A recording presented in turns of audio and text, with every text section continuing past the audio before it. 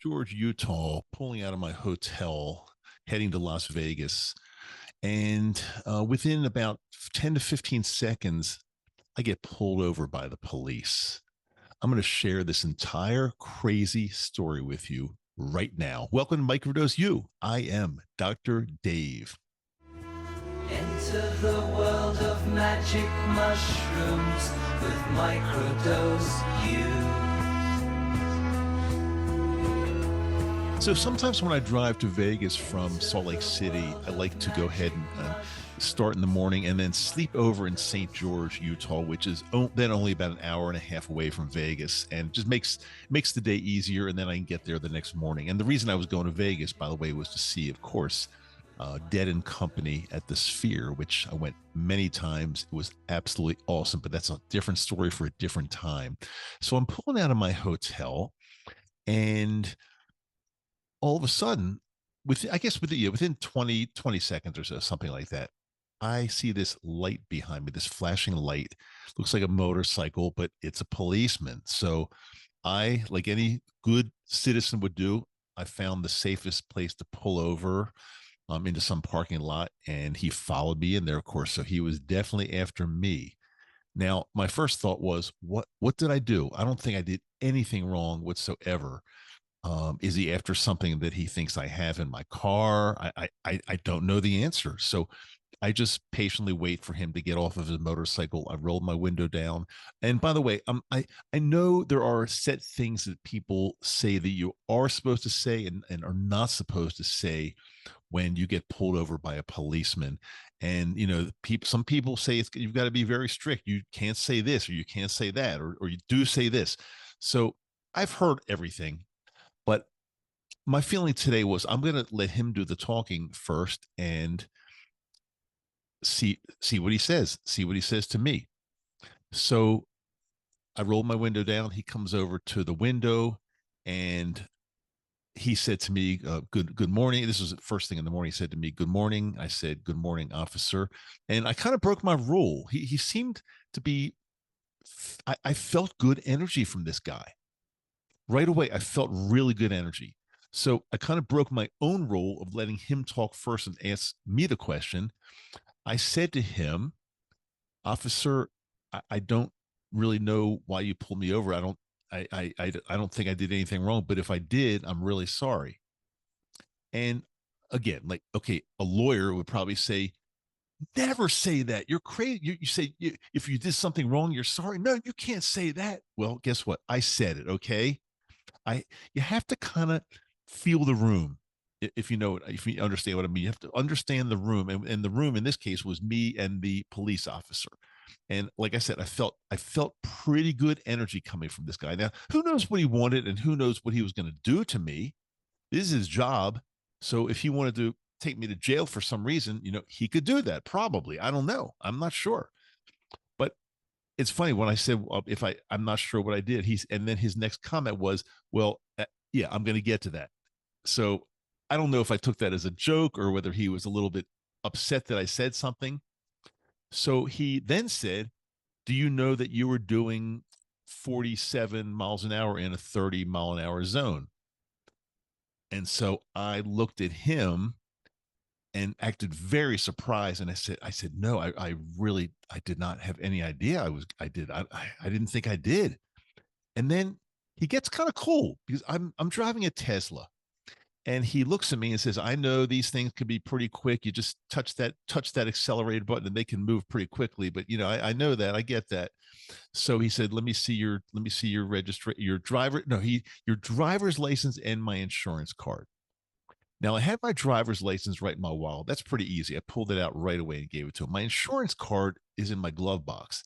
And those of you that drive a Tesla or know anything about a Tesla, if you program it this way, you can't just press a button and the glove box opens. You have to go onto some screen and then put in a PIN code and wait for the thing to. It's not simple. So I opened my glove box, and then I realized there's something right there in my glove box that there's no way I wanted the officer to see. Let's just say that.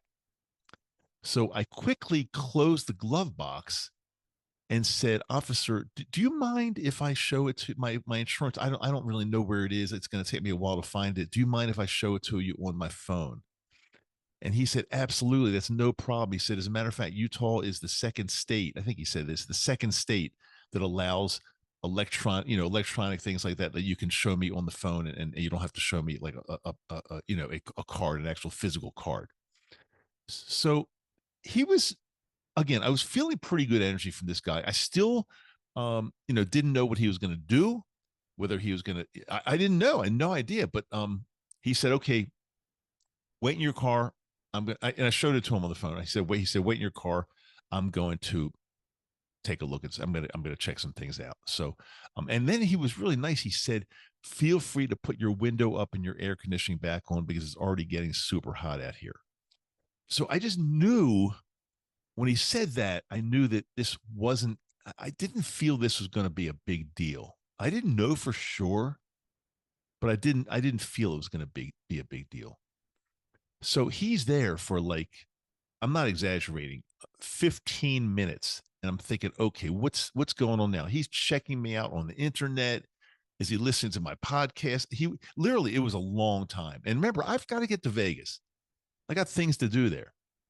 So I see him finally, put down his little laptop or iPad or whatever he was using, starts walking over to my car. Like a nice guy, I rolled my window down, had it ready for him in advance. And he said to me, he said, I'm only going to give you a warning today. And I looked at him and I said, "Officer, thank you. Thank you so much." But then I said to him, I said, "But I want to say something to you. And whether you gave me a ticket or whether you gave me a warning or didn't do anything at all, I was going to say the same thing. So it doesn't really matter. I wanted to say this to you." And I said to him, I really just want to thank you for the service that you do for, for St. George, for Utah, what you do. You're out there protecting us. And I know you pulled me over, but you're out there protecting us every day and you're putting yourself in danger. And I just want to let you know that I really appreciate that." Well, he looked at me, and that was like the greatest thing I ever could have said. Now, remember, he already decided not to give me a ticket. It was okay. I was going to say that anyway, even if he had given me $100 ticket or $500 ticket. I was going to say that anyway. And then he started saying to me, he told me the reason he's not going to give me a ticket is because, first of all, um, I'm not local. And he said, if it had been a local person, they should know better. They should know not to speed on that street. But you're from out of town. You're from Salt Lake, and you probably don't come here a lot, and you didn't know. So I'm going to give you a little break there. And he said the other reason is because I only clocked you going whatever it was, 47 for a very short amount of time. And he said, and he said, "I know those things. I know those Teslas can really go fast if you just touch that accelerator. So I'm going to give you a little break there. I don't think you did this on purpose." And I said, "Thank you so much. I did not do this on purpose." And then we started talking, and he said something like, I can tell immediately. I think he said like, "Thank you for your kindness." And I said, "Thank you for your kindness." And he said, "Well, I can tell immediately if somebody's going to give me trouble, if they're going to be okay." And I said, "That's very interesting." He said, "By body posture, by what they say, I can tell right away if there's going to be a problem." And I said, "Okay, well, let me ask you, officer, since we've already got this pretty cool relationship, tell me the truth. What did you think when you were approaching my car and when I rolled the window down and you came to my window? What did you think? What did you think I was going to be like?" And he said, "Well, because of your Grateful Dead sticker on the back of your car and your license plate, I said, you're a deadhead. You're going to be," he said, "you're going to be totally chill." And I just cracked up laughing. Little did he know, well, let's not even go there. I'm not going to talk about that, but little did he know. And we struck up a conversation. I said to him, as a matter of fact, he started talking about the Grateful Dead sticker that it's actually on my license plate. I said, "Well, as a matter of fact, I'm heading to Vegas right now to the Sphere to see them over the next couple of days. I'm going to be seeing 2 or 3 shows." And we started talking about this Sphere. And remember, this is a policeman that's on the job. And I read the room correctly. I analyzed him correctly. We had a relationship now. And I'm telling you something, Nakama, this is the magic mushrooms. I just had this feeling The magic mushrooms pretty much like told me exactly how to handle the situation and what to say to him. And it doesn't matter if the experts out there say, never say this or never say that, or don't do this. It doesn't matter what the experts say. They're not always right. I think the mushrooms are right. They have rewired my brain to understand somebody's energy so easily and quickly. And then kind of like, how can I say this? Like bring them into my fold and make them like me, have them like me. I know how to do that. I understand how to do it. It's not, I've always kind of been like this, but the mushrooms have helped me more because again, depending on what he would have said and what his facial expression was when I rolled the window down for the first time would have determined very quickly how I would have handled that situation. Now, had he been a different type of person, somebody that I was not getting positive energy from, I would have handled it totally differently. I don't know what I would have said, but I guarantee though, if that had happened in a split second, the mushrooms would have told me what to say. And when I say the mushrooms would have told me what to say, they're not speaking to me. No, they're not speaking. But what I mean by that is they have rewired my brain. So it's not that I'm smarter. I don't think I'm smarter. They've rewired my brain so I'm much more intuitive, much more mindful, much more understanding of what's going on around me. Absolutely true. So I start explaining to him that I'm on my way to Las Vegas to go to the Sphere. And we start talking about music. And he told me that he's a little bit younger. He never really got into the Grateful Dead. But he said when he grew up and he was like, I guess going through school, and he said in the 90s and very early 2000s, he said he was into to rap. He said rap was his thing. And I think he said rap and punk. I don't know if those two even go together. Rap and punk. I mean, I don't know. I'm not even sure, but he told me he was into like punk and rap. And I said, although I'm not really into those genres that much, but I said I can totally respect both of them and I understand both of them. And we started talking about music. And we were now remember, he's working. He's got other people to pick up and give them tickets. Give them tickets. But we were literally talking about music and then about life. He started telling me other things about his life. For 15 minutes, I'm talking to this guy. We're friends. And I said to him, I said, I at the very end of the 15 minutes, again, he didn't break up the conversation. I said to him, officer, you got work to do, and I don't want to keep you off the road. You got more important things to do than to talk to me. But then I said to him, but I have a feeling if you and I sat down in a coffee shop one morning and just sat there, had coffee, and just talked, I said, I bet we'd really connect and we'd have a great time. And you know what he said to me? He said, absolutely. So if I want, I could go back. I've got his name. It was on the warning. I can go back and look him up and have coffee with an officer and bond with an officer and maybe even tell him about my podcast, Microdose U, magic mushrooms, psilocybin. Talk to him about that. Maybe. I don't know. I think he'd be okay. I really think he'd be okay with that. I'm not kidding you. But the main purpose of me just explaining this entire thing to you today is that mushrooms not only help with depression and anxiety and take care of that, get you to understand what's going on around you more than you ever have in your entire life. You're more mindful. You're more understanding of other people's energies. Totally. I mean, I can tell what somebody's like if I just meet a new person. I can tell what they're like, how they're vibrating, if they're for me within 10 to 15 seconds or less. Probably 15 seconds at the absolute most. But within the first few seconds of meeting somebody, I can tell very easily. It just comes naturally to me. I could be walking through the Whole Foods grocery store and passing people in the aisle. And I could tell you exactly who I want to be friends with and who I would not want to be friends with. Just by feeling energy. Just by energy. So circling back to this policeman who picked me up, pulled me over, I went against all of the rules. I didn't care about any of the rules. I felt the energy in the room, and I went by my intuition and the mushrooms guiding me with that intuition. How cool would this be in your life if you get to this point? I hope you do.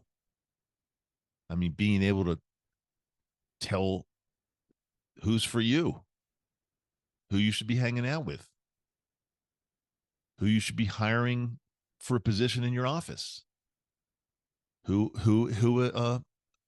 your soulmate could be. You feel it more. You just feel it more. I really hope this helps you. Remember, brand new episode every Wednesday, Friday. Sometimes we do a microdose Monday or a Monday microdose. I can't remember which order I prefer. I think a Monday microdose. I think Monday microdose sounds better. We do a Monday microdose. And also in every episode, the show notes I put in here for you, the show notes, check them all out. Links to everything you'll need. Links and my website, microdoseu.com. Microdose, the letter U, no spaces or anything like that, .com. Check it out. I got to start writing more also. I want to write more articles. And when I do, we have a few posted on the website, but when I want to write more, and they'll all be posted. So make sure you follow it pretty closely. I'm going to try to get one written over the next few days for sure, if I haven't yet by the time this is published. And remember, there are ways that we could work one-on-one if you like. It's all on the website. And I don't know if it's on the website. It's definitely in the show notes. I got to put it on the website. That's one thing I've neglected, because we've gotten so many people that want to work with us one-on-one. When I say us, it's me and Dr. Denise Moret, who helps me out with this. And she's not only a good friend, but she's a doctor of psychology and well-versed in plant medicine. So we help people on a one-on-one basis. We got several programs, anything from like an hour consult session, coaching session, consult session, whatever you want to call it, to up to a 10-week comprehensive program where it's one-on-one with just you, only you. We listen to you and get you to reach your goals, where you want to be. Now, these do cost money. Yeah, the programs do cost money, but everything else I do, like the podcasts, when we do a webinar, the Facebook group, they're all free. They're all free. And my Patreon page, of course, I'm really having a good time there with you all. It's a premium Patreon page, and I give you extra stuff for a little support of the show, which by the way, really helps the show. So I give you extra stuff there. It's pretty cool. We hang out, I do some videos for I'll answer your stuff, whatever I can do to help you there. Patreon premium Patreon Nakama. Okay. Have I said enough? Are you bored of me yet? Don't ever get bored of me, please, because I want you to hang with me. Because again, when I turn this mic on, I'm thinking of you. I've got you in my brain, and I'm thinking, how can I help you today? How can I serve you today? So when I am recording, whenever I'm looking into this mic and my screen a little bit, I usually stare away from the screen a little bit, but whenever the camera, I should say the camera, but now I'm looking at it more. But whenever I speak into this mic, I'm thinking of you. I'm thinking of you directly. How can I help? What can I do to help you today? That's what I do. I love what I do here. I love it. So yeah, if you want to go on Patreon, help support the show, that it's greatly appreciated. It's $12.50 a month. Whoopee for Patreon membership premium. And again, you get extra stuff from me. Pretty cool. We have a good group of people over there, and growing, by the way, because people want to give back a little bit.